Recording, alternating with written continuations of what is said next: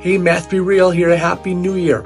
Is your New Year's resolution to get a 5 on that AP Calc test? Well, you've come to the right place. Make sure you pause this video so you can try this on your own. This question is a pretty straightforward second derivative test question.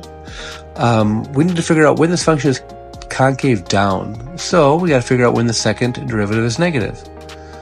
This question is quirky. It is a specific function that they give you to try to trip you up. Some pre-calculus concepts are used here because typically we just set the second derivative equal to 0.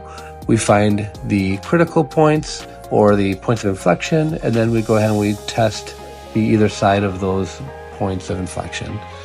This one is interesting because it ends up being a rational function with a horizontal asymptote at 0, so it'll never equal 0, but that doesn't mean that the function isn't going to be negative. Also notice that when I take the derivative of the inside function, 2 minus x is -1, so I've got to be careful of that. So as we notice here, our function will never equal 0. And because it's a rational function, the bottom, 2 minus x, can't be 0. So it looks like x can't be 2. So we have a vertical asymptote at x equals 2. So what we're going to do is we're going to go ahead and test the two different sides of 2. So we're going to test x equals 1 and x equals 3 to figure out when is my function going to be negative.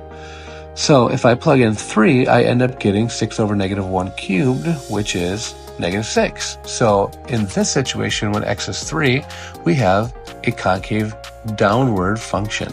If I plug in 1, I end up getting 6 over 1, which is positive, which is concave up. So my answer is going to be any function in which, any x value in which the x's are greater than 2.